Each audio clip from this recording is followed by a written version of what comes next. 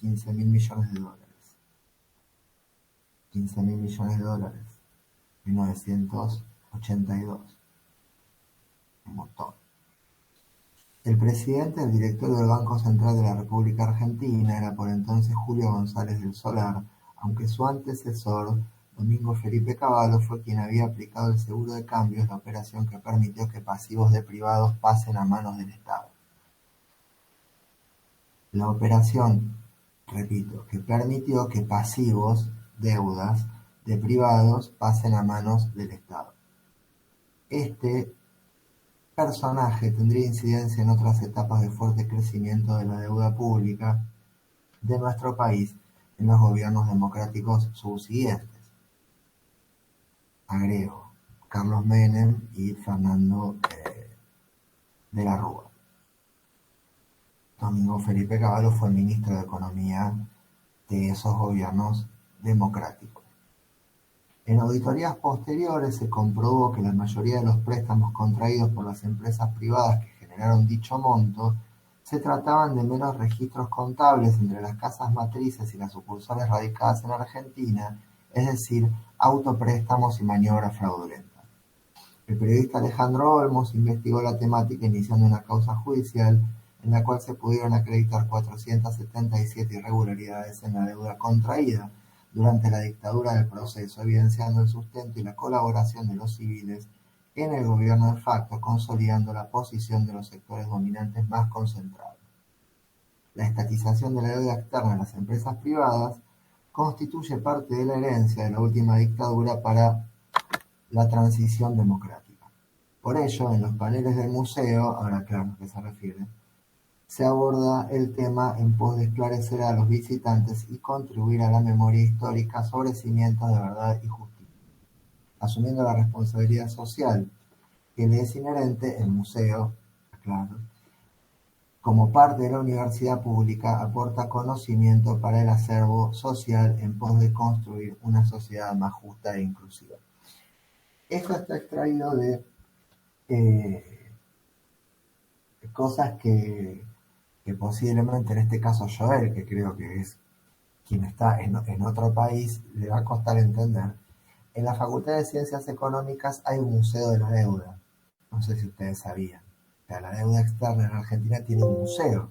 Es tan significativa que tiene su propio museo que está en la Facultad de Ciencias Económicas. Esto está tomado del Museo de la Deuda, lo que les acabo de leer. Pueden buscarlo allí, ¿no? Pongan Facultad de Ciencias Económicas, Museo de la Deuda, estatización de la deuda privada, y va a aparecer más o menos esto que les acabo de leer. Pero se los leía porque da cuenta muy rigurosamente de el objetivo último de ese proceso de reorganización nacional, ¿no? Y que fue, en definitiva, la transferencia de activos y de recursos económicos del Estado Nacional a grupos privados y a capital financiero de origen transnacional. 17 de noviembre de 1982 se llevaba a cabo la estatización de la deuda de los grandes grupos empresarios privados. Esto es sobre el final de la dictadura, ¿no? Es decir, se pasaba a tomar, a ejecutar y a realizar esa toma de ganancias que en última instancia resultó de las políticas de aperturismo financiero y de descontrol financiero, digamos, promovidas por esa dictadura.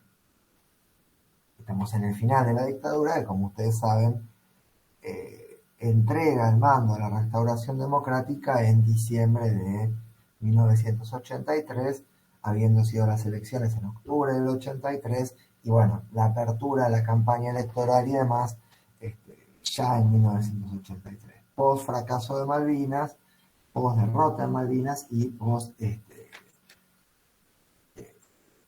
estrepitosa caída de la actividad económica a partir de la falta de dólares que eventualmente se habían ido a esto, se habían ido a la enorme fuga de capitales que la dictadura promovió como modelo económico de valorización financiera. Si vieron los 4 o 5 minutos de película que les mandé, ¿los vieron? Son excelentes Este, eh, yo les recomiendo en serio, vean esa película porque es muy divertida, es muy dramática también, es muy dolorosa. ¿Alguien la vio completa? ¿La viste completa, Camila? Es genial. ¿No? Y termina con ese famoso Arteche y la puta que te parió, que es uno de los mejores insultos de la historia del cine nacional. Indudablemente. Creo que está en el top 5 de mejores insultos de nuestro cine, indudablemente. Pero bueno, lo que se deja ver ahí, en esa película, y en ese corto 4 o 5 minutos que ustedes vieron, en realidad tiene que ver, quiero decir, en esos 4 minutos está casi todo. El aperturismo económico, el tipo que empieza a importar botiquines de Japón, dice él, ¿no? En realidad es Taiwán, pero él le dice Japón. Y dice, estos japoneses no duermen nunca. Nada, es increíble. Hay otro insulto, insulto, chiste en la película que es japonés culo al revés, que es extraordinario también, por lo boludo que resulta, pero es muy gracioso. No, pero cuando el tipo le dice, el gallego, el de la boina, le dice, yo ahora compro estos botiquines taiwaneses con los cuales vos no podés competir. Y el tipo le dice, pero son todos de plástico, se te van a derretir. ¿No? Y el personaje de Federico Lupi, que es el financista, que es un financista de segunda categoría, le dice, no conviene fabricar nada, ponete a importar o poné la guita a trabajar. Esa es la dictadura en un punto grosso modo de destrucción del tejido productivo, de destrucción del tejido industrial, de destrucción de estas empresas pymes que fabricaban botiquines o lo que sea, y que ustedes pueden ver como cáscaras vacías en muchos casos. Yo entiendo que si se anotaron a Dragos porque en su mayoría deben estar circulando por ahí, que pueden ver en Munro, en Florida, que pueden ver en San Martín, en partes de Villa Urquiza, de Villa Pueyrredón, estos barrios de los bordes de la ciudad, que en la zona norte o noroeste eh, formaban parte de ese tejido productivo de empresas pymes que se vaciaron durante la dictadura y que generaron esos bolsones de tristes imágenes de abandono en ciertos barrios, por decir algo, Villa Martelli, Munro, Villa Lynch, Maipú, etcétera, y que eran fábricas pymes que producían para el mercado interno. Muy bien. El modelo económico de la dictadura vino a producir esta reorganización de la economía que tenía que ver con, estoy ahora en el texto de Quiroga, repasando, el aperturismo económico y el ingreso a una economía mucho más vinculada al mundo de las finanzas, ¿no? Insisto en esto, el autoritarismo se utiliza para implementar, o se utilizó para implementar básicamente el vaciamiento de la sustitución de importaciones.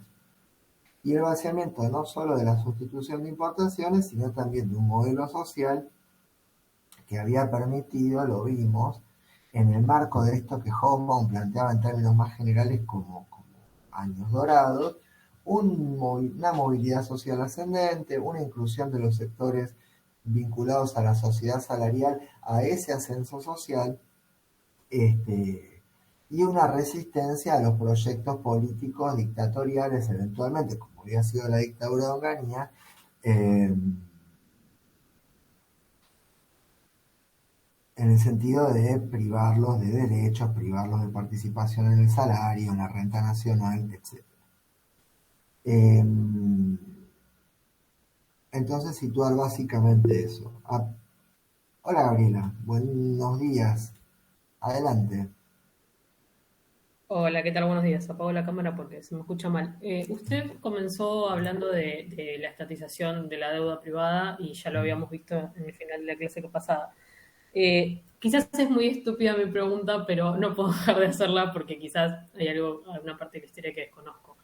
¿Cuál fue el motivo de esa?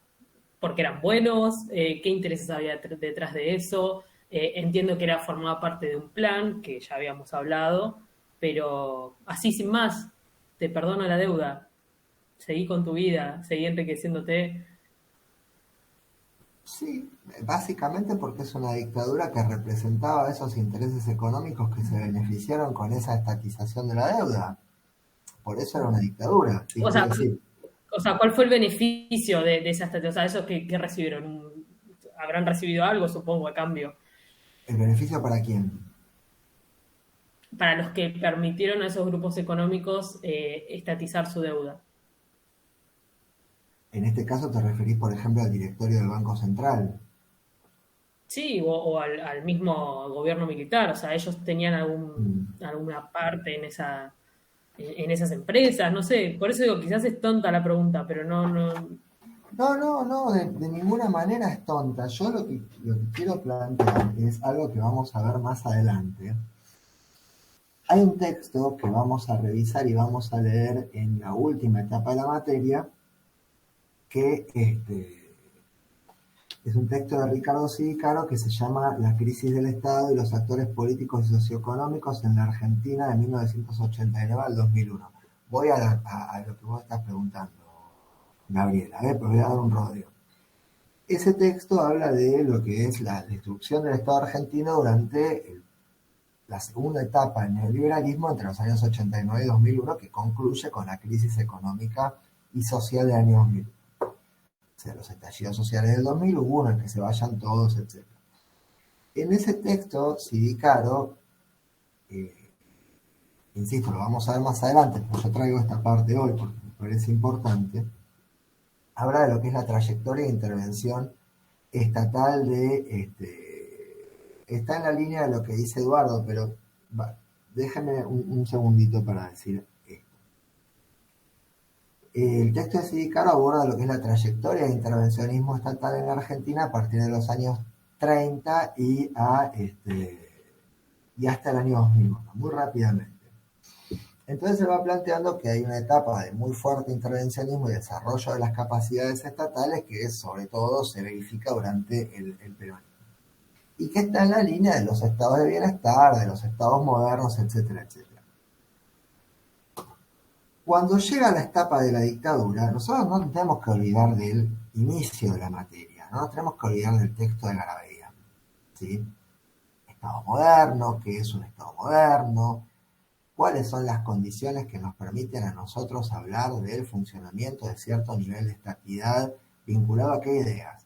A la legitimidad, a la representación, a la formación de los gobiernos, a la soberanía popular, etcétera, etcétera. Cuando Sidicaro llega a la etapa en la cual aborda algo y rápidamente, y más en la ficha que ustedes tienen, que es un extracto del libro, cuando llega a la etapa que corresponde a la dictadura, él se pregunta, ¿estamos en las coordenadas de un Estado moderno? ¿Hay estatidad durante la dictadura? Leo. Los años del autodeterminado proceso de reorganización nacional, etcétera, 1976, correspondieron al comienzo de un tercer periodo del intervencionismo y un verdadero salto cualitativo en la crisis del Estado, dice Sidicaro, ¿no? En sentido estricto, la dictadura militar condujo al colapso de las instituciones, subrayo ahí, yo lo pondría en negrita, y lo que cabe definir como un no Estado. La supresión de reglas y procedimientos propios del imperio del derecho, el uso del terror como medio de control de la población y el empleo autónomo y clandestino de los medios de violencia oficiales constituyeron manifestaciones notorias de disolución estatal. ¿Sí? Le doy vuelta. En un sentido estricto, la dictadura militar condujo al colapso de las instituciones y a lo que cabe definir como un no Estado. Yo creo que tu pregunta, Gabriela, inclusive los agregados que hacía Eduardo, apuntan más a algo del orden del Estado de Derecho, a la necesidad de producir una justificación, que es cierto, se produce y se produjo a posteriori, y más o menos en la línea de lo que planteaba Eduardo. No hay que sostener estas empresas porque son parte del fundamental del tejido productivo del país, porque dan trabajo, etcétera, etcétera. La misma argumentación ad hoc que puede encontrarse alrededor de lo que serían las justificaciones de una reforma laboral que prive de derechos a los trabajadores y las trabajadoras, ¿no? Pero lo que tenemos que situar, Gabriela, yendo más a lo puntual de tu pregunta, es a que estamos fuera de las coordenadas del Estado de Derecho. Entonces lo que se produce es un saqueo puro y duro. Lo que se produce es un robo, es una transferencia de recursos públicos a el sector privado, ¿no? Y eso da de un plumazo con todo lo que uno pueda pensar en términos de argumentación. Nosotros lo pensamos quizás desde las coordenadas ideológicas de un Estado de Derecho, de la democracia, ¿no? Igual cabría revisar algunas cosas que pasaron mucho más cerca en la historia y preguntarnos por las justificaciones que dan cuenta de esas enormes transferencias de recursos, ¿no? Pero yendo al punto estricto de lo que estamos viendo hoy, se produce un saqueo en el marco de una dictadura y se va a producir más adelante, en el marco del retorno a la democracia, el cuestionamiento respecto de si hay o había que reconocer o no reconocer ese endeudamiento. Si la sociedad toda, en el marco del retorno al Estado de Derecho, debía reconocer ese endeudamiento que se había producido en el marco de la usurpación de cierto funcionamiento institucional por parte de una dictadura y de un grupo de civiles cuyos intereses se representaban en esa usurpación del aparato del Estado. Porque lo que nos tiene que quedar claro es que durante las dictaduras lo que hay es una usurpación del aparato del Estado. Si el Estado moderno, como lo venimos viendo desde el comienzo de la materia, funciona en tanto representación, constitución, articulación legal, cierto tipo de representación, si nuestra constitución dice que vivimos en un sistema republicano representativo y federal, una dictadura no es una representación social. Entonces, ¿qué es? La usurpación del Estado por parte de un gobierno que a la fuerza ocupa las instituciones en representación de minorías cuyos intereses son defendidos por esas dictaduras. Y en ese contexto, Gabriela, hay que pensar esta estatización de la deuda. No sé si más o menos pude transmitir lo que quería decir. Sí, sí, por supuesto. O si puedo Gracias. transmitir algo, básicamente. Pero digo, no hay que pensarlos con las categorías con las que nosotros pensaríamos hoy algunas cosas. Aunque, insisto, pensando en procesos históricos muy cercanos en la historia argentina, por ejemplo, el endeudamiento público producido entre los años 2016 y 2017, nos daría que pensar cómo se produjo eso. ¿Cómo se produjo eso? ¿Cómo se produjo una aquiescencia social a ese endeudamiento? ¿No? Que echa una lápida sobre la recuperación económica en Argentina en los próximos años, ¿no? Y eso se produjo, uno podría decir, casi alegremente, casi al compás de, bueno, levantamos el cepo del dólar, compren dólares, que están baratos, y adelante. ¿Sí? De eso sí tenemos una memoria mucho más fresca, ¿no? Y eso sí se produjo en el marco de un Estado de Derecho. Bien, entonces, cuando hablamos de una dictadura como la que estamos abordando hoy, tenemos que poner entre paréntesis todos los conceptos que tienen que ver con la estatidad en tanto dominación racional y legal. Acá no hay una dominación racional y legal. Hay una dominación que se produce por la pura fuerza, por el puro imperio del terror y por cierto intento de barniz de legitimidad producido por un lado por una prensa adicta a ese régimen dictatorial. Esa es una de las preguntas que ustedes van a tener para el trabajo, que es la que intenta construir una legitimidad para ese régimen de terror. ¿Basada en qué? Basada en la agonía del gobierno peronista que termina con el golpe del 76. Basada en el aliento y la agudización de esa agonía y la construcción de un consenso social en el marco, Quiroga de nuevo, de una sociedad acostumbrada al pretorianismo y al tutelaje militar de la actividad política. Entonces, en ese contexto se produce un golpe alentado por cierta prensa hegemónica y impulsado también en términos de una precaria legitimidad, porque inclusive en el marco de la aplicación del terror se intenta construir algún tipo de legitimidad, ¿no? Como se intentó construir legitimidad. ¿Ustedes recuerdan cuando en Argentina se revisaron territorios del medio de la Patagonia con palas mecánicas buscando la fortuna buscada por un gobierno? ¿Recuerdan eso? ¿Lo recuerdan? Retroexcavadoras buscando tesoros escondidos en la Patagonia. ¿Recuerdan eso? Bueno, no digo, una sociedad que está mirando eso como show business ¿no? Y estas palabras que el inglés nos trae en el prime time de un domingo a la noche, mirando eso y diciendo, bueno, no, sí, escondieron los tesoros en la Patagonia. Una locura, ¿no? Construir eso en el marco de la producción de cierta legitimidad. Es fuerte. Entonces, Quiroga, ¿qué dice? Se intenta construir una legitimidad basada en el caos reinante o imperante y alentado por las Fuerzas Armadas durante el final del gobierno peronista, sobre el que se realiza un golpe de Estado, Isabel Perón, y montado en la agonía de las contradicciones de ese gobierno peronista. Este es el texto de Maristela Svampa. Y luego con la aquiescencia y la complicidad de los medios que van a respaldar la dictadura, esa etapa que yo les mostré, total normalidad.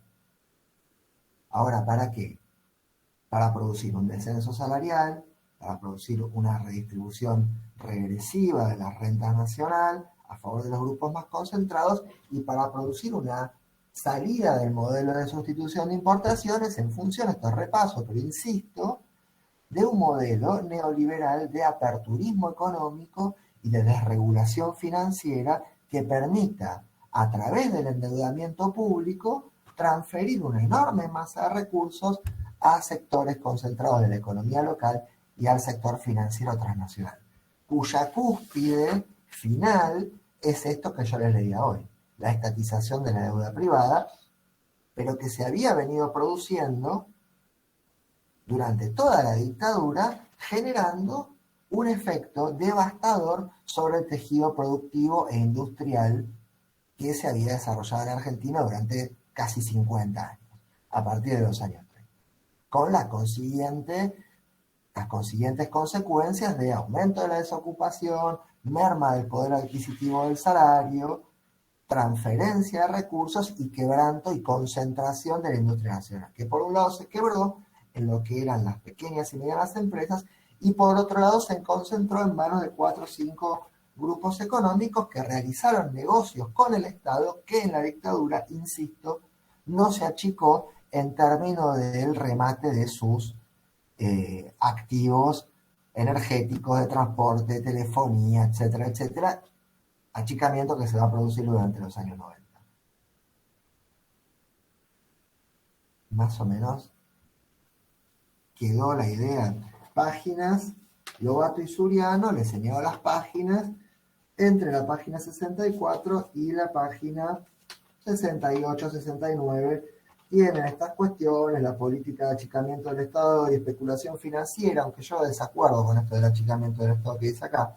El achicamiento del Estado no fue significativo durante la dictadura, porque todo fue fuente de negocios, de hecho. Buscó destruir la tradición del Estado intervencionista, impulsó un mercado de capitales a corto plazo, especulativo, y una absoluta libertad para el movimiento de divisas. Esto es ingreso, especulación y fuga de capitales.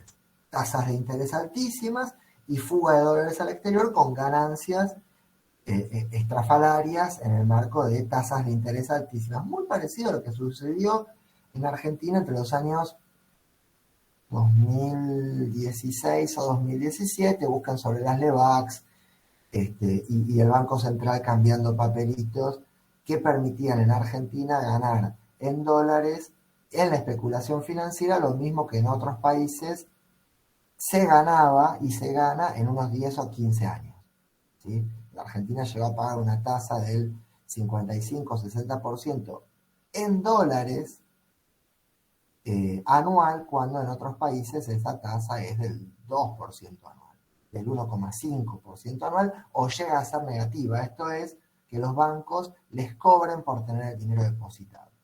En Argentina se llegó a pagar el 55-60% anual en dólares. ¿Se registra lo que estoy diciendo? Yo me acuerdo estar parado delante de los pizarrones de la sede Drago y decir, chicas, ¿se dan cuenta de lo que les estoy contando? Esto no dura. Supongo que habrá alumnos de esa época que estarán recordando esto que el docente les decía, sintiendo que remaba con un palito de agua en el desierto del Sahara, ¿no? Y viendo cómo el Titanic iba a chocar contra el iceberg. Y efectivamente chocó en el año 2017, 2018, porque no podía durar. Bueno, la Argentina de los años de la dictadura no podía durar. Entonces se cierra ese ciclo de especulación financiera con la estatización de la deuda y una transferencia de 15.000 millones de dólares en 1982. Brutal, bestial. Cito el material de cátedra que ustedes tienen para leer. A su vez se generó una marcada concentración económica que no obedeció a inversiones extranjeras en el mercado interno, como había pasado durante el desarrollismo de Frondizi, automotrices, petróleo, etcétera, inversiones productivas, sino a la concentración de empresarios o grupos empresarios nacionales. Paréntesis, Bulgeroni, Fortabat, Macri, Pérez Companc o multinacionales Bungiron, Techint.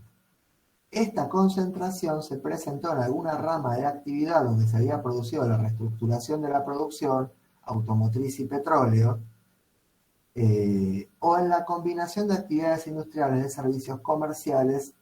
Algunos de estos empresarios contaban con sus propios bancos. Punto aparte sigue, pero sin duda uno de los datos clave para entender el éxito y el impresionante crecimiento de estas empresas durante la dictadura fue su ventajosa relación con el Estado. Esto que se va a llamar la patria contratista.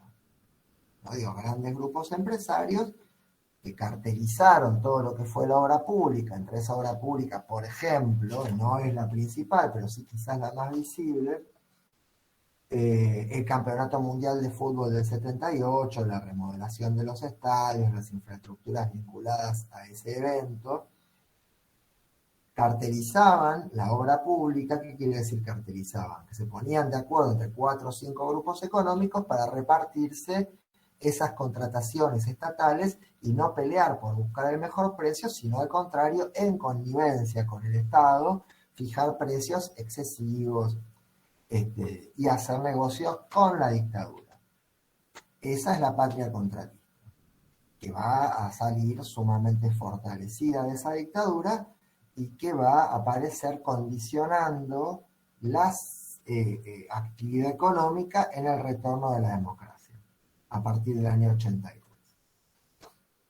Esa cartelización y concentración de la economía va a llevar a que, por ejemplo, la construcción de un estadio para el Mundial 78 haya salido en Argentina entre 10 y 15 veces más lo que salió la construcción de un estadio de similares características en España durante el Mundial de 1982, por ejemplo.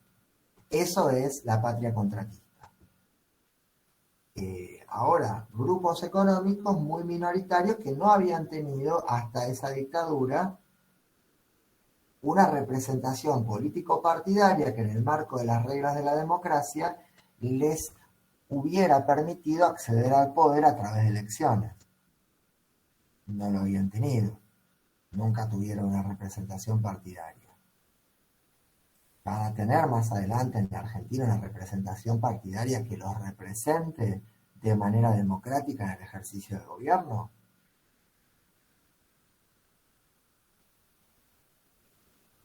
No hay respuestas. ¿Cómo? No entendí. Representación partidaria, perdón. La pregunta sería la siguiente. Esos grupos económicos que en Argentina van a hacer representar sus intereses en el ejercicio del gobierno solamente a través de dictaduras cívico-militares, ¿van a tener después de esa dictadura cívico-militar que se clausuró en el 83, manera de acceder al gobierno por medios que no sean las dictaduras? Y sí, de hecho, siguieron teniendo, hablando de la vinculación del Estado con las empresas, la siguieron teniendo en democracia. Ay, ¿cómo, Gabriela?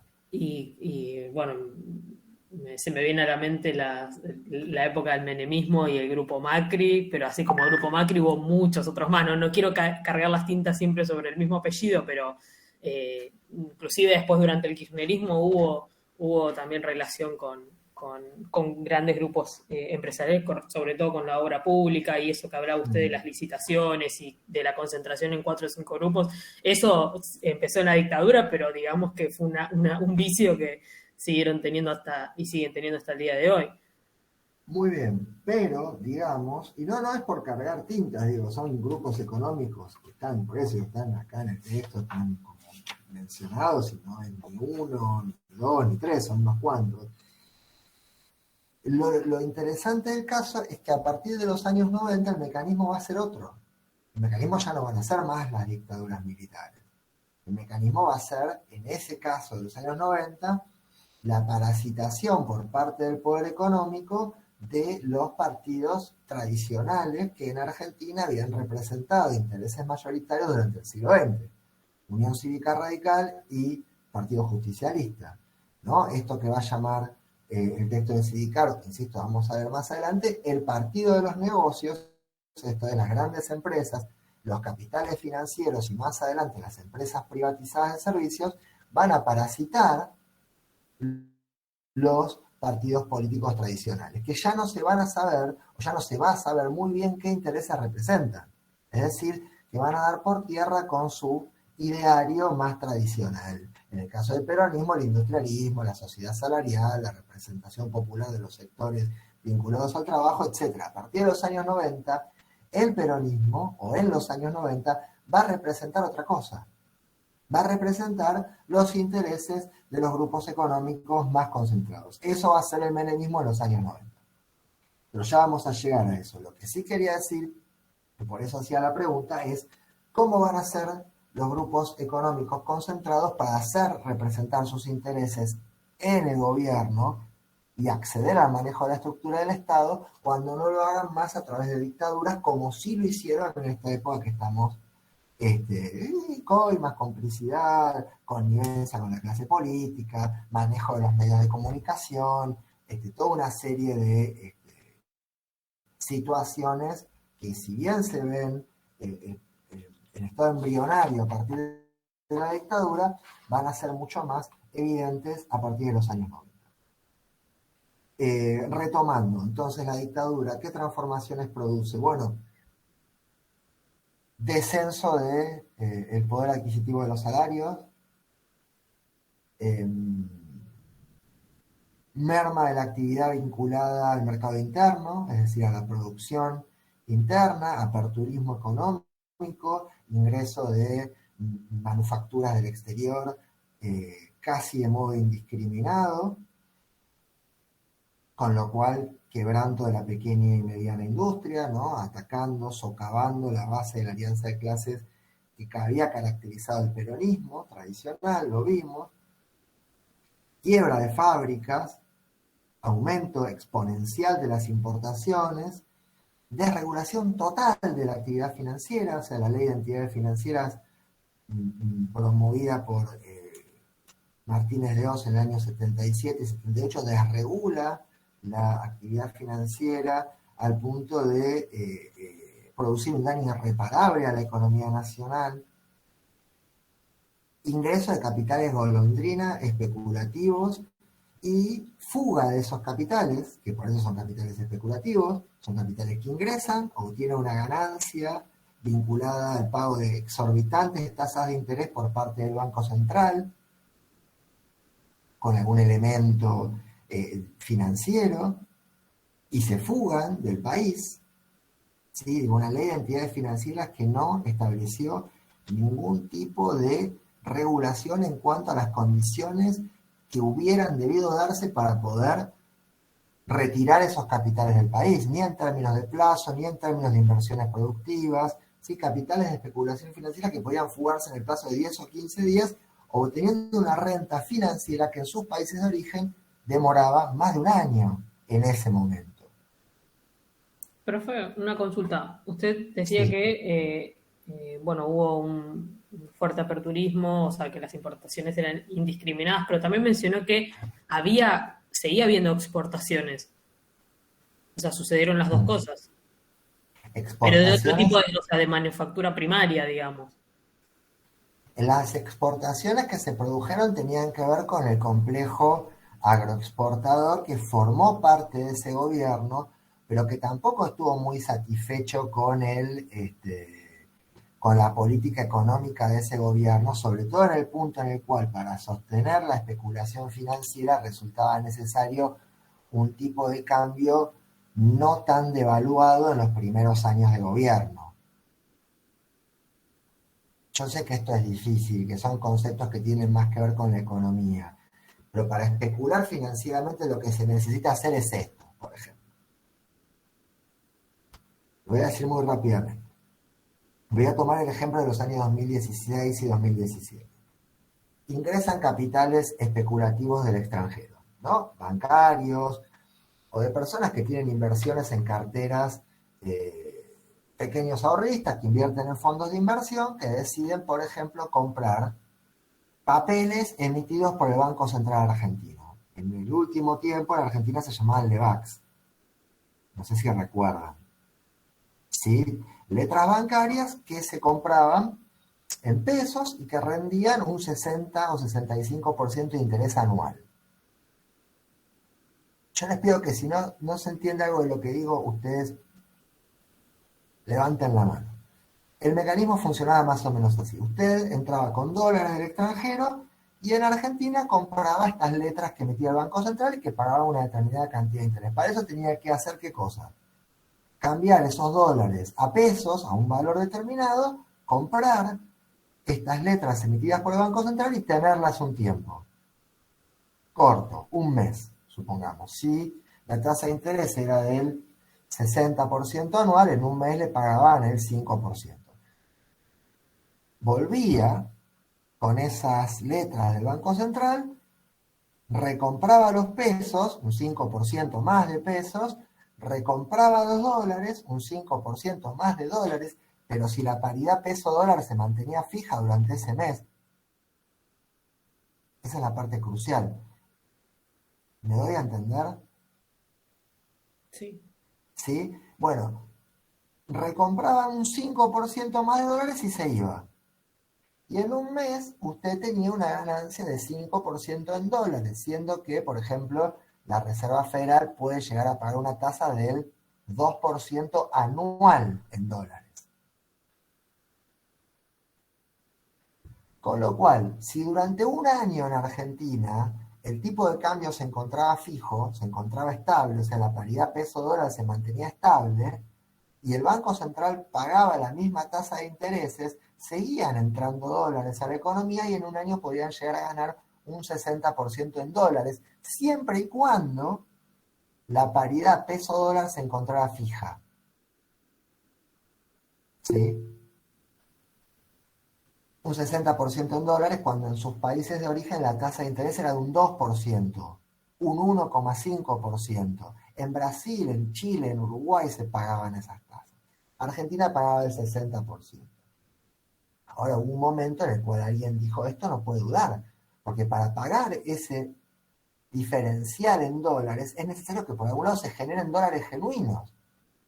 ¿Y qué sucede si al mismo tiempo vos bajás el impuesto a las exportaciones de materias primas que se exportan en moneda dura, se exportan en dólares? ¿De dónde salen los dólares para pagar ese diferencial que los capitales especulativos utilizan para su renta? ¿De dónde salen esos dólares? Es una pregunta abierta hacia el salón virtual.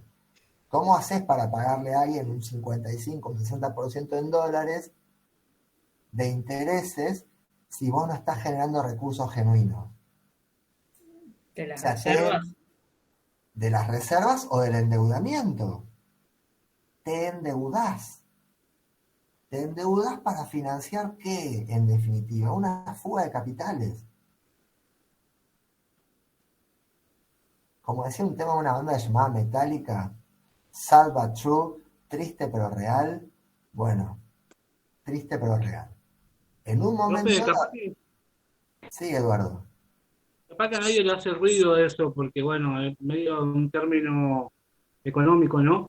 Pero son regulaciones de un país, son regulaciones comunes en todo el mundo, se regula ese tipo de movimiento o la compra ilimitada de dólares, por ejemplo. Esa es una regulación necesaria para...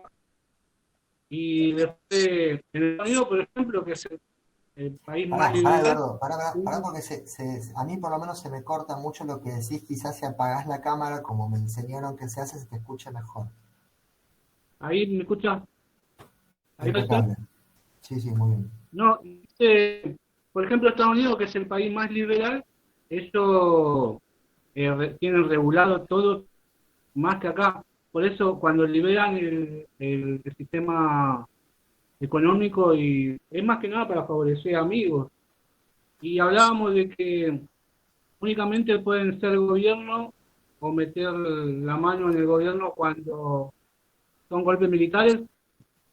Después pasó otra vez, no con partidos políticos tradicionales, pero con coaliciones, por ejemplo, con De la Rúa o en el caso de Macri. O Menem. Sí, sí, ya por eso lo vamos a ver. Yo quería plantear que no es que estos intereses dejaron de existir.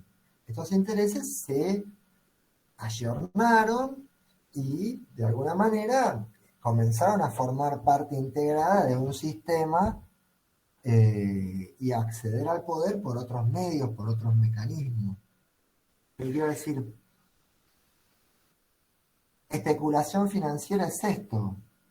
Especulación financiera es no tener, como muy bien decía Eduardo, ningún tipo de regulación que, vaya a redundancia, ponga límites a a esa actividad especulativa. Oye, en algún momento Argentina termina de pronto diciendo, uy, sí, tenemos que pedirle 50.000 millones de dólares al Fondo Monetario. ¿Por qué? ¿Qué pasó? ¿No? Bien. Entonces, el objetivo de la dictadura es producir esa modificación, ingresar a un modelo y a un esquema de valorización financiera, ¿sí? Parece muy brutal, y es muy brutal, y fue muy brutal, por eso el nivel de terror, por eso la necesidad de disciplinamiento social, por eso la necesidad de esa brutal represión, ese silencio de los partidos y de instituciones como la Iglesia Católica, que generen las condiciones sociales que permitan una reformulación económica de ese calibre y que va a tener las consecuencias funestas que tuvo en el largo plazo. No hay manera de obtener obediencia social a una modificación de esta naturaleza por otros medios que no fueran inicialmente esa represión, ese terrorismo de Estado. Y termina con la estatización de la deuda, con el paso de manos, el cambio de manos de 15.000 millones de dólares, que caen sobre nuestras espaldas como sociedad para beneficio de una serie de conglomerados económicos locales y transnacionales que a partir de ese momento condicionarán la economía argentina, condicionarán el retorno de la democracia.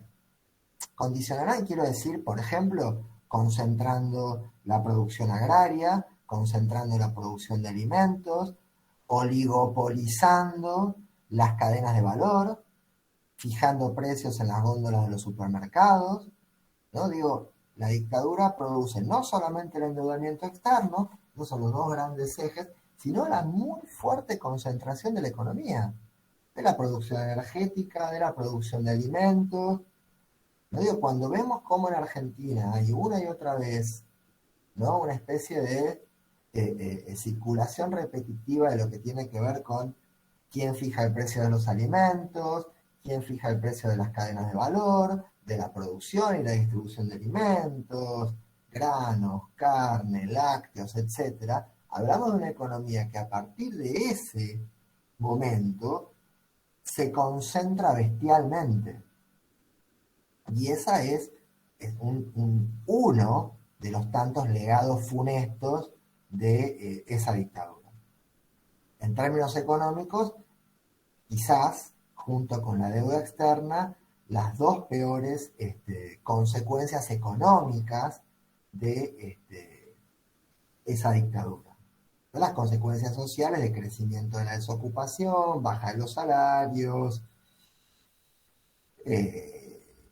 incremento de la marginalidad, deslocalización de barrios populares como el que había en el estadio, cerca del estadio de River, el que había en Colegiales ahí, donde hoy en día hay una zona muy coqueta, un SEAMSE, en provincias del interior, ¿no? Digo, en términos sociales, construcción de la marginalidad, de alguna manera, desintegración de tejidos sociales. Eso sin hablar, por supuesto, del terrorismo de Estado y de las consecuencias de ese temor social que va a natir durante décadas, nada,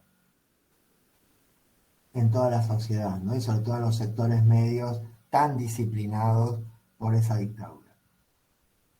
Los sectores populares van a generar mecanismos de resistencia rápidamente en los años 90, ya los vamos a ver. Los sectores medios van a quedar tan domesticados a líneas generales que será únicamente cuando se produzca el saqueo de sus depósitos bancarios, cuando produzca una reacción a nivel político. Ese es el 2001. Bueno, Quiroga dice daño irreparable a la economía. ¿Sí? Subrayo esto, daño irreparable a la economía. Bueno, ¿qué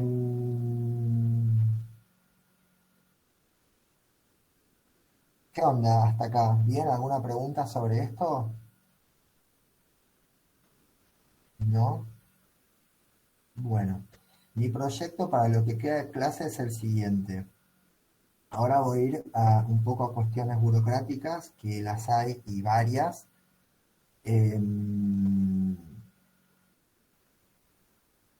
Y me olvidé cuál era el otro proyecto para lo que quedaba de la clase, pero era ese en principio, así que, ok, vamos por pasos y vamos así. Y después les voy a leer, me acordé, las preguntas de la primera consigna para el segundo trabajo de evaluación que les voy a estar enviando hoy o mañana para que ya puedan ponerse a trabajar. Entonces, bueno, en términos burocráticos, decirles una noticia que me acaba de llegar hace un ratito, que es la fecha de final. El final va a ser un día increíble.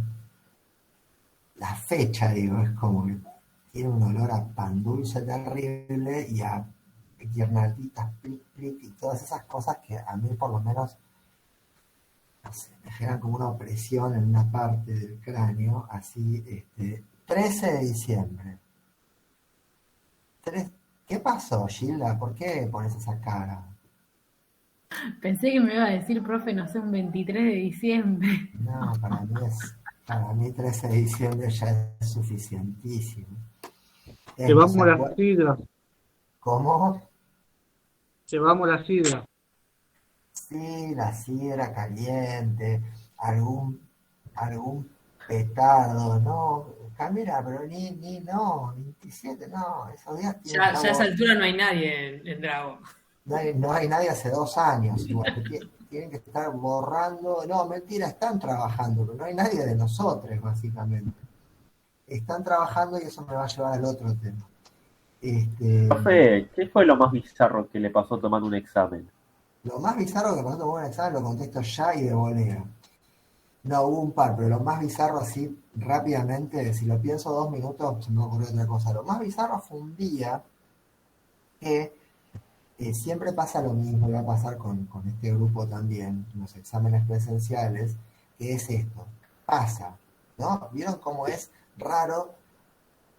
Es rarísimo porque nos ponen esa dinámica de la determinación, el condicionamiento, qué está antes, una cosa o la otra, y no tiene sentido hacerse esas preguntas, creo, sino ver cómo funcionan las cosas, nada más. Es de un empirismo muy británico lo que estoy diciendo, es muy David Hume y todas esas cosas, pero la verdad lo pienso. No, hay preguntas que no tienen demasiado sentido. Siempre hay alguien que le cuesta, a quien le cuesta soltar la hoja. Espere, Cintia, no se ponga así tan ansiosa. Falta un mes y pico, ¿no? Todavía no se sabe. ¿Ven? Aparecen esas cosas. Siempre aparece alguien que te pregunta, ¿se sabe la hora? ¿Se sabe la hora? Te acabo de decir el día, Cintia. La hora todavía no la sé. Pero ya les puedo decir, traten de blindar ese día si quieren rendir el examen, como para tenerlo a disposición. La hora todavía no se sabe. No se sabe porque los horarios van a ser así muy dilatados a lo largo de toda la jornada. Siempre hay alguien que no entrega la hoja cuando es un examen presencial.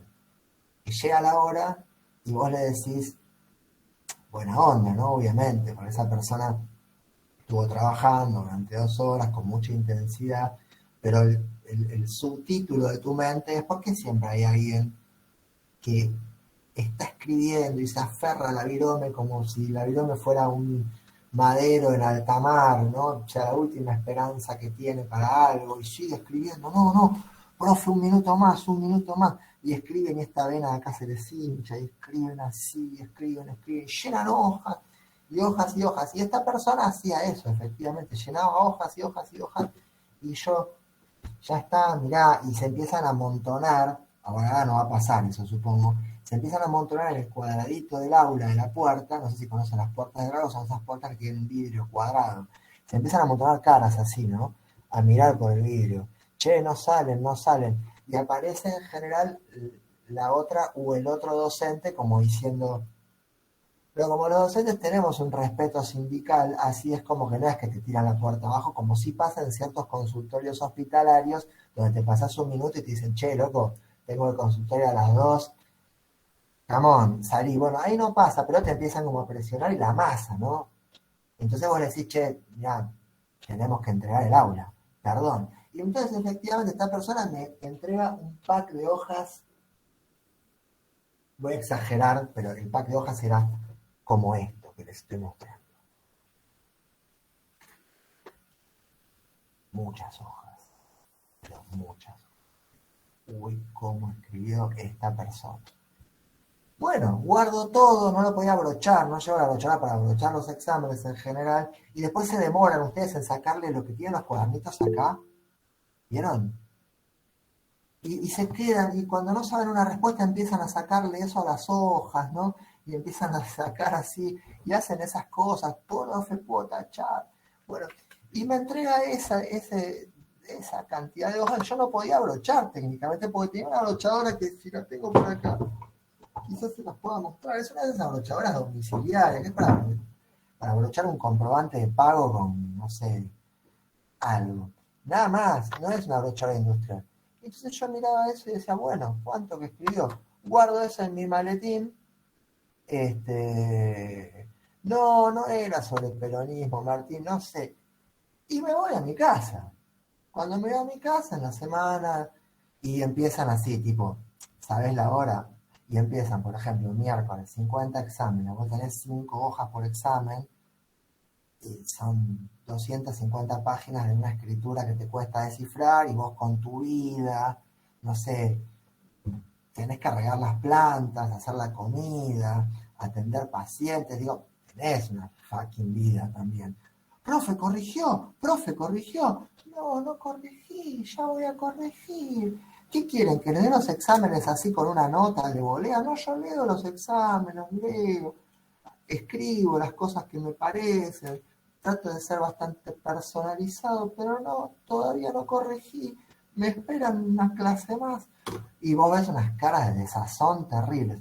Y cuando corregís y decís, bueno, traje los exámenes, es unas caras de cagazo terrible. Con lo cual siempre tienen unas caras rarísimas. Pero bueno, nada, la vida es así. Y entonces un día efectivamente saco las cosas del maletín y empiezo a leer, ¿viste? Y trataba de dejar los más gruesos para el final, porque yo me hacía la fantasía de que avanzaba en cantidad. No sé si se entiende lo que digo. A las hojas en blanco les ponía 1, pero valía un examen eso. A las hojas que de 4 preguntas tenían una respondida les ponía 2, pero valía un examen, con lo cual en términos absolutos iba avanzando. Decía, ya corregí 20 de 40, avancé un montón, pero los 20 que me quedaban eran así, con lo cual era mentira, era algo que yo me decía a mí mismo para convencerme, pero que tampoco me creía. La neurosis es así, ustedes vieron. O sea, me estoy diciendo cosas para convencerme, pero tampoco me lo estoy creyendo, pero hago como si me creyera lo que no me creo. Y se empiezan a apilar bucles arriba de bucles. Lean, por favor, La teoría de la comunicación humana de Paul Watzlawick. Ya está. Es un libro revelador. Lean, por ejemplo, este otro libro que tengo acá. Lean Watzlawick. Estoy leyendo más Watzlawick que psicoanálisis, por ejemplo. El arte de amargarse la vida de Paul Watzlawick. No, es genial. Y lean otro libro también. Que se llama Cambio. También, teoría de la comunicación humana.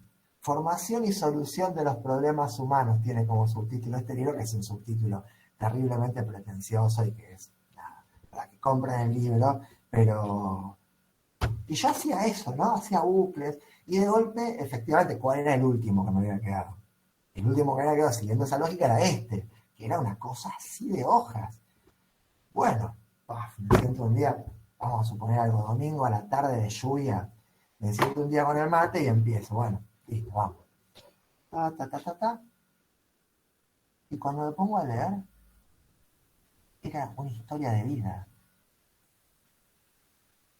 Era una historia de vida, ¿no? Era, yo soy tal, nací en tal, mi familia está integrada por, cuando era chico me gustaba N, y me gustaba le compañerite del primaria, no había lenguaje inclusivo en esa época, no tanto. Había escrito una autobiografía. No, nada que ver, no, era una autobiografía. Y yo dije, bueno, ¿qué hago con esto? ¿No? ¿Cómo funciona? A ver, que bien escrita, ¿no? Interesante, como uno podría decir. ¿Vieron esas escritoras muy autobiográficas, qué sé yo? Inclusive hasta cierta parte de Simone de Beauvoir, o cosas así que son como bastante autorreferenciales y autobiográficas. Eso fue una de las cosas más raras que me pasó. ¿Cómo lo resolvió, ¿Qué profe? nota le puso, profe? No le puse nota. No le puse nota. No, bueno, Gilda, ahí está el tema. Yo no le puse nota y me llevé el examen para la clase siguiente conversarlo. Che, ¿qué onda? Pero no apareció más. ¿No apareció nunca? No apareció más, pero esas cosas pasan, ¿eh? O sea, pasan bastante a menudo. Como pasa también que de pronto venga alguien que me dice, esta materia es el centro de su existencia. Profe, ¿cómo hago? Porque yo el día del examen no sé si voy a poder hacerlo. Y en realidad tengo la tortuga que me quedó patas para arriba y no sé cómo hacer para que la tortuga vuelva a su estado original. Entonces no pude preparar el examen. No, bueno, qué sé yo, hablemoslo, fíjate, vamos a ver de qué manera. Vos llegás, cualquier cosa, preguntame. Nunca apareció en el día del examen. Excusas bizarras. No, basta, no entremos por ese lado, pero excusas bizarras tuve un montón y también tuve gente que se copió y que dije, che, se recontra copiaron. Y que digan, sí.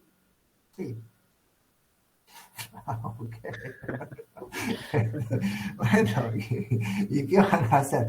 Y no venimos más. Bueno, yo no sé qué decir. Cosas que pasan, no, pero eso es lindo laburo y son excepciones, cosas. Sí, en general sí, porque aparte, ¿qué sentido tiene, Kimei? No sé si, al final del día, no vas a hacer una carrera copiando, te ves una pavada. Es como un resto de infantilismo clavado. Es como si uno dice, bueno, vamos a suponer que están haciendo un curso virtual y qué sé yo, tienen recursos que traen de acá, de allá, contestan, escriben, alguien puede llegar a decir, sí, son escritores y escritoras consumades, y después a la hora de la verdad, si no pueden escribir, no van a poder escribir, así que nada, ya está. Sí, Frank, ¿qué vas a decir? Ahora la inversa, ¿qué fue lo más bizarro que hizo en un examen usted como alumno? Como alumno, no Sí. importa, basta autorreferencia, pero no, yo no hice cosas bizarras más que retirarme de un examen porque me exigían tener una tablita para escribir arriba de la tablita. Porque no había pupitres en los bancos y querían que escribas arriba una hoja en el aire y no se podía. Nosotros le dijimos que traigan la tablita para escribir y yo dije, no puedo, no traje una tablita, no puedo escribir una tablita, necesito un cuaderno para escribir, no se puede escribir arriba de un cuaderno, bueno, me voy, chao. Pero no es nada en otro mundo. Las librerías son un peligro para mi economía, Camila. O sea, las librerías son como un riesgo para la estabilidad económica en general. Son esos lugares donde uno hace cosas que económicamente son poco racionales. Bueno, lo del final quedó. Oh, no, 13 de diciembre es un lunes.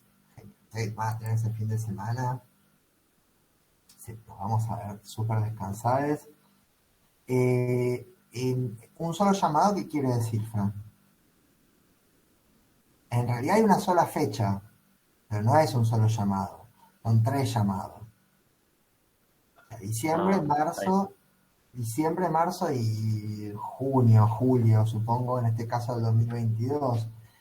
Cada llamado tiene una fecha, por lo menos este de diciembre, más adelante no sé. Antes eran 2 llamados por fecha. La jerga les queda más o menos. Ahora sí. Llamado es una fecha, diciembre, marzo, julio, diciembre. A eso se le llama llamados a finales. Pues cada llamado tiene una fecha o 2 fechas. O sea, en diciembre, en este caso, hay una fecha, que es el 13. ¿Sí? Después Sí, Gabriel. ¿Hay que anotarse por el campus? ¿Hay que hacerlo? ¿O va a estar cómo es? Chequen en eso, no me usen a mí como fuente de información para esas cosas. Tengo entendido que no, porque yo tengo que pasar el listado con la gente que queda regular para rendir la materia. Tengo que pasar ese listado el 20 y pico de noviembre, 26 de noviembre, con lo cual esa es la información que los pone a ustedes en condiciones de rendir ese día. Yo informo que son alumnos regulares de la materia. Claro, ya estaríamos como anotados con su listado, digamos. Exactamente. Igual chequeen esas cosas, pero yo estoy casi seguro que es así. Okay. Y los resultados van a estar siempre, obviamente, como son a desarrollar las preguntas, va a estar... Ahí está de vuelta. No lo estoy apurando. Que no falla. Los resultados van a depender de varios factores. 1, mi condición mental en ese momento. 2, la cantidad de personas que se presenten. Y básicamente esos 2.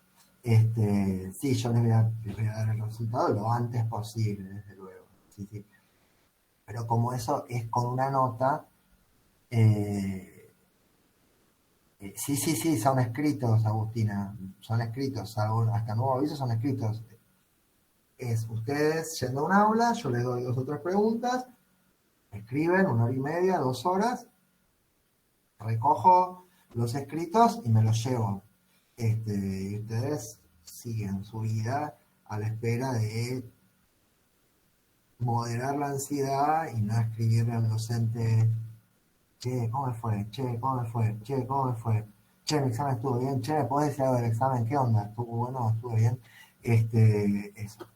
Y después les mando las notas, etc. Y mando las notas para que las suban al campus, eventualmente, y a la UBA en general. Bueno, eso fue lo... Eduardo. Sí, no, digo que cuando se hace un machete, por ejemplo, se estudia también. No es tan trampa. Creo que más trampa es mandar a otro. No es tan trampa, me encantó. No es tan trampa, es tan trampa que duele. Y la otra es que Y en la virtualidad, ¿qué le va a quedar como lo más loco? Acá me pasa que tengo visita los sábados y se enganchan todos en la clase. Claro, esas cosas son tremendas, o sea, esas cosas son terribles, la familia llorando, o sea, meterte en la intimidad de las casas. Es como que yo siento que puedo dar un salto a la radio o a la televisión, ¿verdad? En 5 segundos. Chicos, buenas Tiene más tardes. rating, Estamos tiene más entrando a su rating que casa. Tinelli. Más rating que Tinelli creo que tiene mi gata dando vueltas en el patio y cazando el mosquito. Este, Tenés que pero hacer un programa de radio. hice un programa de radio, esas cosas son parte de la vida, están buenas. No, hay cosas bizarras, dejen que junte, haga un paquete de bizarrerías virtuales y se los comento un día, porque si no, contestás una, pero empiezan a aparecer más y decís, no, esa fue peor, no, esa fue peor. Rápidamente y muy cortito, yo creo que es intraqueable alguien que aparecía en cámara ostentando su físico, voy a decir de esa manera. No, como que Sin ropa. no tan, pero un poco, y así, ¿no? Era raro. Bueno, el contexto terminó como acomodando ahí las cosas. ¿No vieron cómo hay un contexto de autorregulación? Pero es como que uno decía, ¿por qué haces eso? No, ¿viste? Sos liberal, es como que decís, bueno, qué sé yo, nada, es tu manera de presentarte está bien. Después el resto es como que, ¿no? Le impuso ¿cómo diríamos? Un dress code, está bien, ¿no? Un código Un así, código de vestimenta. un código de vestuario, para presentarse en las clases virtuales. Si tenés mucho calor, apaga la cámara, cosas por el estilo. No, pero es una linda actividad, ¿no? Sí, en el anecdotario, muchas cosas. Dejemos eso de lado. Pasemos a otro tema. Títulos. Ahí tendría que tener ya una placa, títulos, catástrofe, alerta. Pedí el horario para el curso presencial, para el encuentro presencial. El lunes 1 de noviembre a las 17 horas. Lunes 1 de noviembre a las 17 horas, aula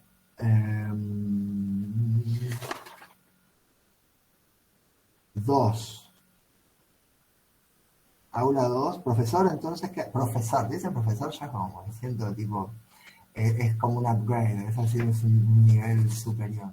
Profesor, queda entonces, otra pregunta vinculada a la ansiedad. No sé cuánto dura, si me aburro mucho, dura 15 segundos. Si ustedes se aburren mucho, dura lo que ustedes quieran, pues se levantan y se van y dicen, esto es un embole. No sé, teóricamente el curso quedaría reservado hasta las 19, que es el horario en el cual cierran la sede. Yo no voy a poner mi cabeza en un lugar de estar hasta las, claro, espérenme a mí para cerrar la sede porque vieron, tiene un horario y está muy bien. Así que supongo que 1 hora y media, suficiente, hasta 6:30, etc. Profesor, queda reservada el día 1 del 11, de 17 a 19, el aula 2. Le pedimos por favor que unos días antes nos envíe el listado de los alumnos y alumnas, bien, docente Drago contesta de manera inclusiva, que asistirán con sus datos, nombre y DNI. Con lo cual, yo lo que voy a hacer, no se puede comer en los cursos. ¿Sí? Hay protocolos que hay que respetarlos. Yo les voy a pedir, ahora en serio, respetemos esas cosas, ¿sí? Respetemos esas cosas porque, digo, nada, es el retorno a la actividad presencial, es una situación que nos va a encontrar, como venimos viendo, en países cercanos con cierto, supongo, repunte de casos, es probable, es esperable. Cuidemos esas cosas porque es importante para poder seguir manteniéndolas abiertas y no me quiero poner muy serio, pero es muy importante tener las aulas de la universidad abiertas. No lo digo por lo de las tortas, lo digo en general, ni tampoco por ustedes que sé que son gente responsable, pero en general, por ahí ven a alguien que la bardea en una situación así, tipo, no, no es acá, ¿ok? Así que bueno, yo creo que tengo todos los datos de quienes me escribieron con esa intención. Igual voy a pasar un listado más amplio por si hay gente que quiere presentarse y no me escribió. Quienes me escribieron expresando sus ganas y posibilidad de estar ese día, van a estar incluidos e incluidas en ese listado. Llegado el punto, yo supongo que les voy a dejar, ya llegamos al fin del curso casi, lo cual habla de la responsabilidad. Les voy a pasar mi número de teléfono para que lo tengan eventualmente ese día. Y si eventualmente ustedes tienen que presentar, va a haber gente que les va a pedir los datos, soy tal y tal, mi DNI es tal. No les van a pedir el DNI 97%, pero igual eventualmente llévenlo. No se los van a pedir, pero nada, llévenlo. Y les van a pedir los datos, nombres, seguramente les van a tomar la temperatura, etcétera. Y aparte, porque eventualmente tener los datos de ustedes si llegara a suceder algo en términos COVID dentro de la sede, contactos, etcétera. Pero si llegara así a surgir alguna dificultad, eventualmente me escriben o algo así, yo les voy a pasar mi teléfono más adelante. No más llegada a esa fecha. Pero bueno, eso básicamente, así que si pueden, va a ser ese día, va a ser ese horario. 1 de noviembre a las 17. Y lo que había pensado era lo siguiente, que tenía que ver con dar la clase que después voy a dar el miércoles. O el tema que después voy a dar el miércoles. ¿Sí? Entonces, si a nosotros el 1 de noviembre nos corresponde, o el 3 de noviembre nos corresponde dar la primera clase sobre neoliberalismo, en el horario de los miércoles, bueno, dar esa primera clase presencial el 1 de noviembre. Y después dar el mismo contenido el 3 de noviembre. O sea, no repetirla porque no se puede, pero sí ir por los mismos temas. Así, Profe, sí. consulta, ¿podemos llegar un poco más tarde o sí hay que estar a las 17? No, entiendo que no habría problema, en tanto se presenten ahí en la puerta de la sede. Por eso también les decía, yo no sé, quizás hay gente que está en la puerta de 5 a 5 y 10 de la tarde. ¿La entrada por dónde es? Porque yo hace mucho que no voy. Yo también hace mucho que no voy, pero entiendo. No, pero no, por un tema de protocolos, viste que las entradas, por ejemplo, yo he ido a otros edificios, y hay edificios en los cuales la entrada y la salida se diferenciaron. Entonces vos entrás por una puerta y salís por otra para que la gente en las circulaciones no se cruce tanto. Claro. Yo entiendo que debe ser por la calle Holmberg, ahí la entrada principal, donde hay un mástil, la que trae. Entiendo eso, pero bueno, por eso. Y por eso les decía lo anterior, Gabriela, yo ese día les dejo mi teléfono, si alguien como este que vos estás planteando, llega, no sé, 5:30 y dice, mirá, no estoy encontrando a nadie, no sé cómo entrar, me escriben o me llaman y hablo con alguien de la sede para resolver ese inconveniente.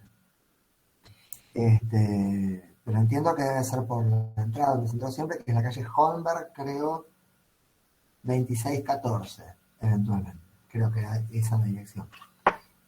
Pero bueno, lo vamos viendo y mi idea era hacerlo así, o sea, repetir esa clase, así quien no pueda ir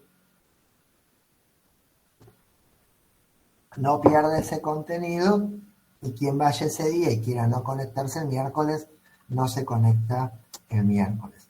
Les pido también que me lleven, pero esto es en general, virtual o presencial, preguntas en relación a los trabajos, etcétera. Sobre todo ya que van a tener la primera consigna para empezar a trabajar. Bueno, sobre eso creo que nada más por mi parte.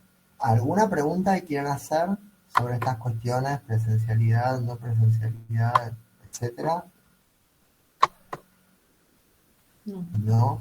Bueno, genial. ¿Tiene una sola comisión, profe?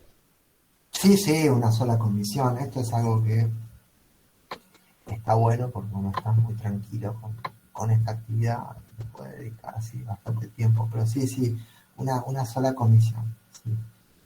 Se nota porque le pone toda la energía No, bueno, por eso lo digo también, porque hay como, no sé cómo decirlo,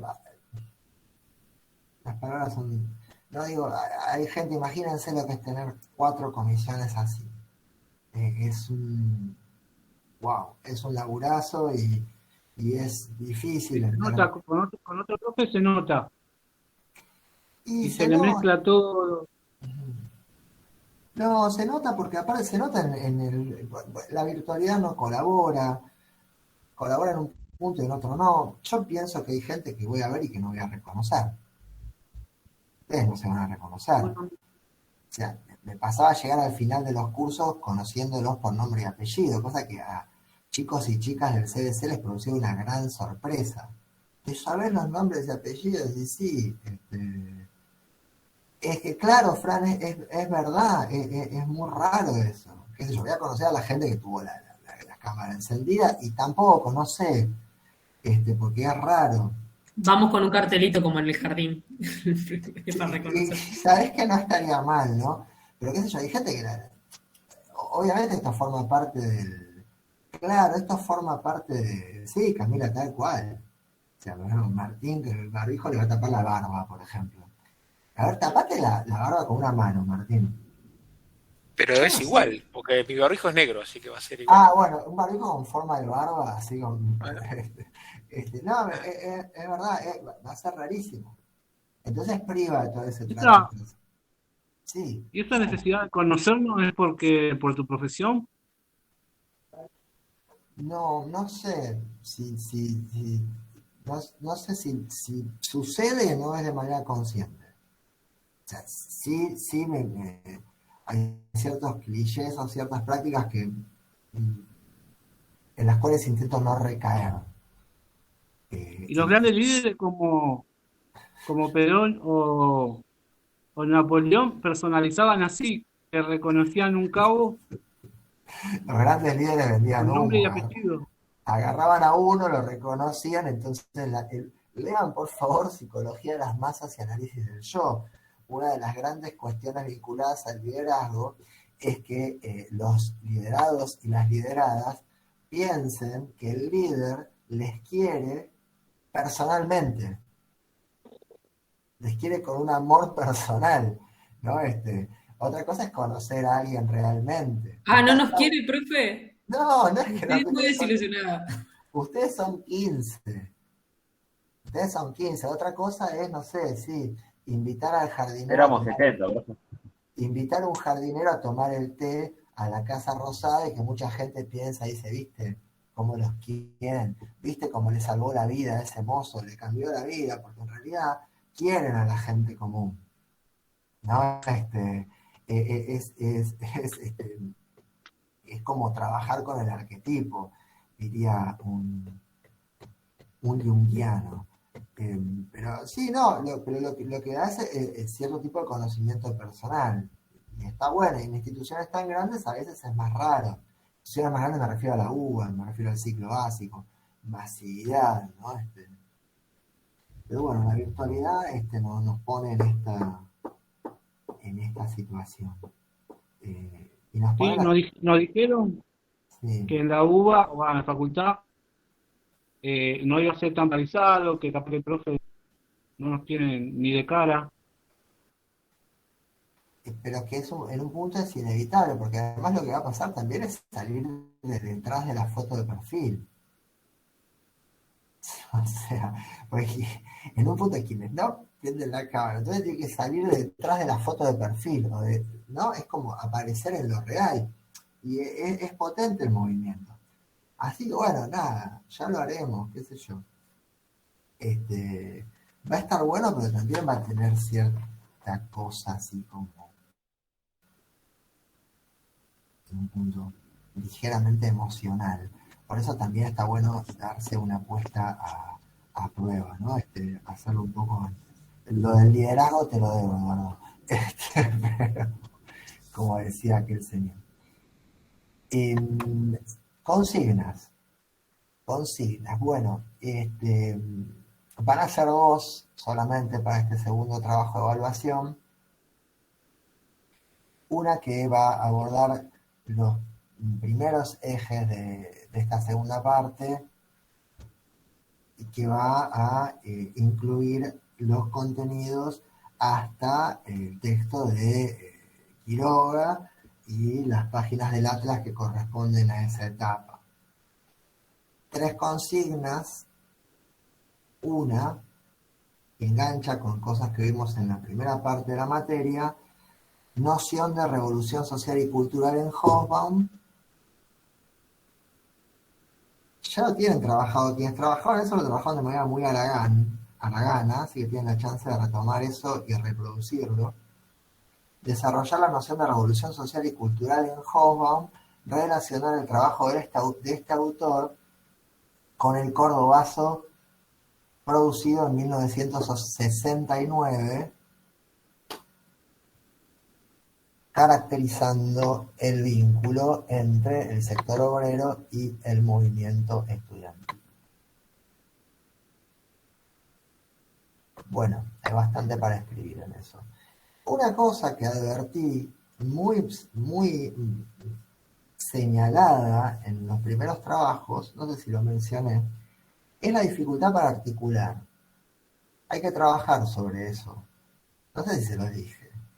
¿No? Como por ejemplo, esta pregunta es una pregunta de articulación. En general, trato de que las preguntas sean de articulación entre por lo menos 2 textos. Creo que Estela Manis protestaba con eso, pero y está bueno porque señalaba una dificultad. Que lo que suele pasar con estas preguntas es, o fue, desarrollo de Hobsbawm, inclusive hasta en términos del diseño editorial, si se quiere, un espacio, el cordobazo. Y la idea no es que se produzca eso, la idea es articular, ¿no? Producir algo que sea más, yo sé que puede sonar como esotérico, pero del orden de la intertextualidad, o sea, trabajar con los 2 textos y articularlos, ¿no? Es decir, no un desarrollo, un espacio y otro desarrollo, justamente relacionarlos. Y claro, suena como, ¿no? Intertextualidad puede sonar a algo del orden de la entelequia que no tiene realización real, no, y tiene una realización. Intertextualidad es cuando Eric Hobsbawm habla de revolución cultural, en el caso de los países vinculados a lo que él conoce como tercer mundo, como Argentina, tenemos que mencionar la articulación entre el sector obrero y estudiantil, diversa a lo que Hobsbawm plantea para los países del primer mundo. Entonces ustedes traen un texto, pero hacen un análisis crítico de ese texto y desarrollan una realidad que no es puntualmente la que Hobsbawm aborda con el texto de Hobsbawm, ¿sí? Para decir en el tercer mundo o en Argentina, eso que en Europa no se produjo, sí se produjo, ¿no? Así que bueno, es importante. Es importante, quiero decir, pero es un trabajo que estamos aprendiendo a hacer. No tiene que ser perfecto. Yo creo que tiene que intentarse, ¿no? Por lo menos. No, no es decir, traté de articular el texto y me quedó mal. Bueno, no. Intentarlo, ¿sí? Para eso estamos trabajando, estamos aprendiendo. Otra pregunta. Indique y desarrolle los 3 momentos en que Maristela Svampa divide el gobierno peronista de los años 73 a 76. Más despacio, más despacio.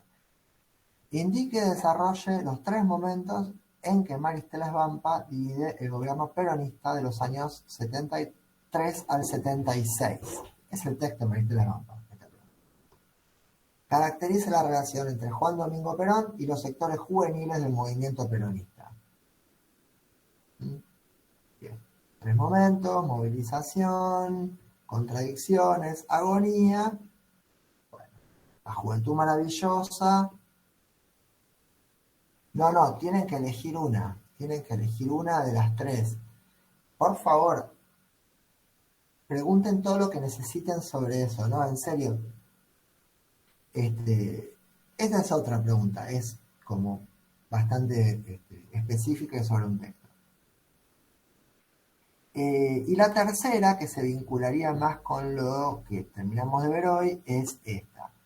¿Cómo vincula Hugo Quiroga a la, entre comillas, gran prensa del país con el golpe de 1976? ¿Qué objetivos políticos y económicos tuvo ese proceso de reorganización nacional y qué lugar ocupó el terrorismo de Estado en relación a esos objetivos? Otra vez, ¿cómo vincula Hugo Quiroga a la gran prensa del país con el golpe del 76? ¿Qué objetivos políticos y económicos tuvo ese proceso de reorganización nacional?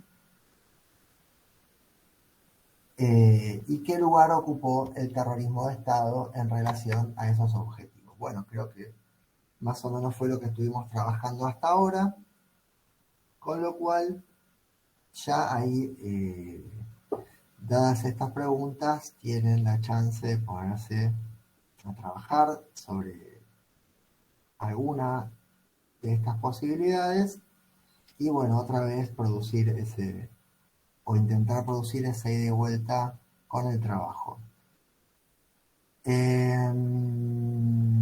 La clase que viene, que es el 27 de octubre, vamos a trabajar sobre el eje temático que tiene que ver con la reconstrucción democrática, es decir, la restauración del funcionamiento constitucional a partir de finales del año 1983, el gobierno del presidente Raúl Alfonsín, cómo fue esa elección,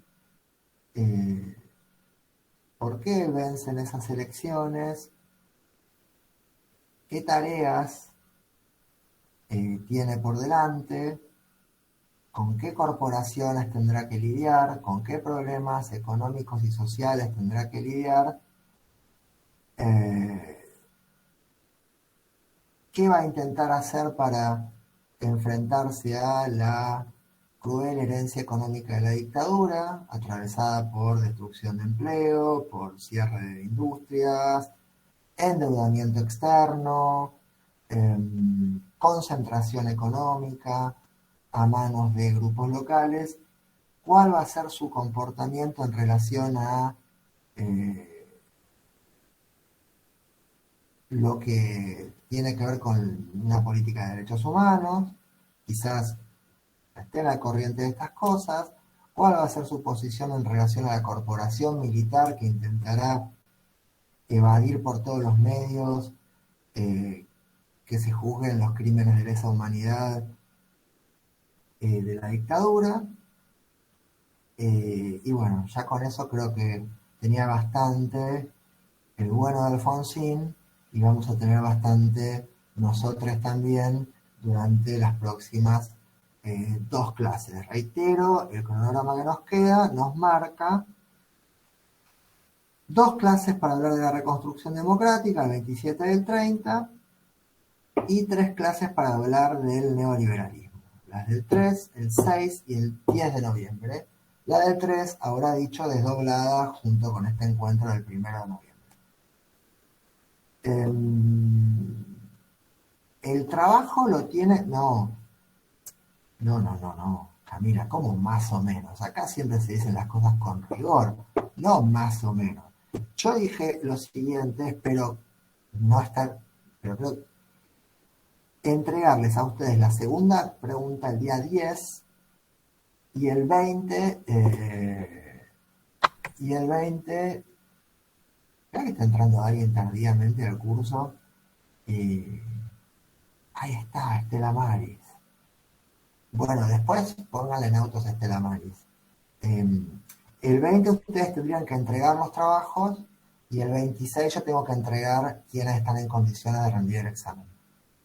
Y es decir, recibirían la segunda consigna el 10 de noviembre, ya traen trabajada la primera, les quedarían 10 días para escribir la segunda consigna.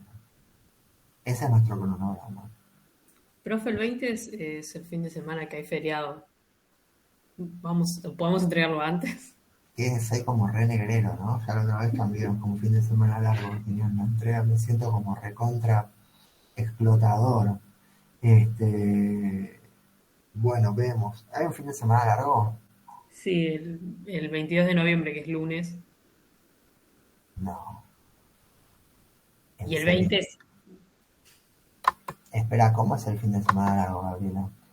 El Es 20 es el 19, sábado. viernes 19 y después, o sea, el 20 cursamos, pero digo, capaz que no sé, ahí se puede entregar antes el trabajo, no sé. Y es rápido. Sí, no. Entregarse antes se puede entregar antes, desde ya. Ahora, si yo tengo que poner una fecha límite, puedo hacer un par de cosas. Dos o tres cosas. El 17 de noviembre, una medida antipopular completamente, porque le estaría quitando días. Claro, es lo que dice Martín ahí, que no, en este momento representa la voz del pueblo, que es la voz de Dios. Puedo poner el 19, porque sí, hasta el 19, o puedo haciendo un alarde de, ¿cómo decirlo? No sé, le pongan la palabra. Poner él, por ejemplo, ¿cuándo termina el feriado? ¿El 22? Sí, lunes 22. O Lunes sea, es 20. un feriado un solo día, pero, o sea, no es como el otro que tuvimos, que eran dos. Pero el sábado técnicamente es feriado. No, bueno, Técnicamente se pasa. técnicamente no. Pero nunca es un feriado un sábado, profe, salvo que caiga el día ese no sé, el 25 Nosotros, de diciembre. nosotros trabajamos un sábado. Yo formo parte de ese colectivo humano que acostumbra a trabajar los sábados. Trabajar los sábados es algo que te configura como un ser diferente a quien no trabaja un sábado. ¿Trabaja los sábados, sí o no? ¿Alguien Trabajé, trabajó los sábados? Yo he trabajé muchos años, trabajado pero no. sábados, domingos y feriados.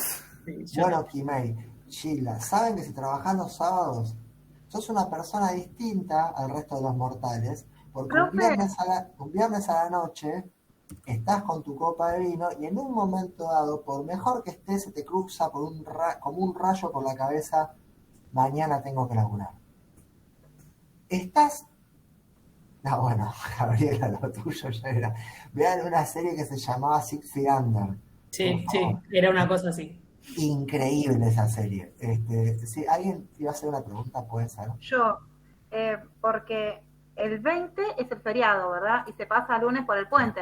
Estela Maris, entraste al aula a las 2 y 30 y 14 Hago lo que puedo, que no entiendo. 14 y 32. No O digo muy sea, nada. no, está bien. Sí, ¿qué decías? Que el lunes es feriado. Claro, el lunes es feriado por el puente, o sea, el sábado, Sí. el feriado es el sábado en realidad.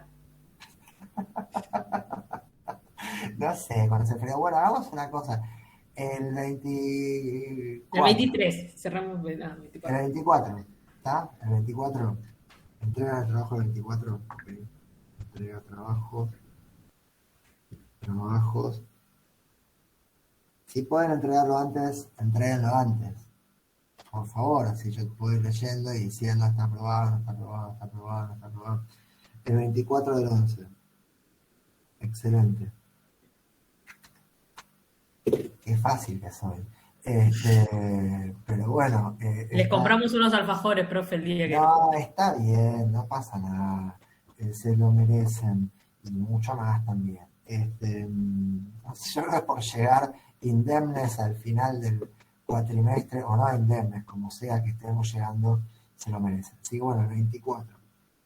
Con lo cual van a tener 14 días para hacer el trabajo.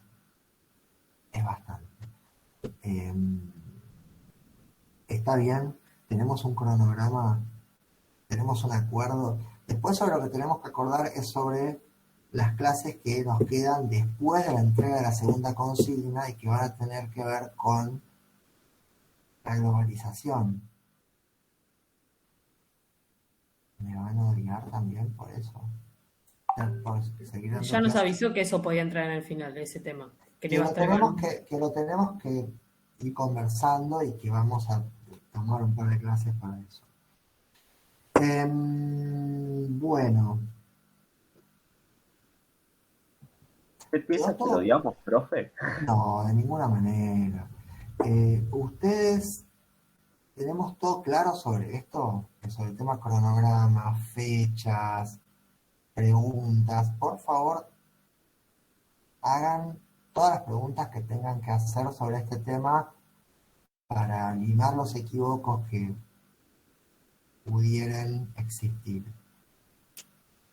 ¿No? Bueno, si se les ocurre alguna, pregúntenme, por favor. Y si no, sería toda mi parte por hoy. Nos vemos la próxima, comenzando el otro texto de Quiroga sobre la reconstrucción de la democracia a partir del año 83. Que tengan un muy lindo fin de semana, que descansen, quienes trabajan sábado, domingo y feriado, que trabajen lindo, y bueno, ya llega el momento en el cual eso cambie. Buen fin de semana. Chao, Chao. profe, gracias. Adiós. Profe, igualmente.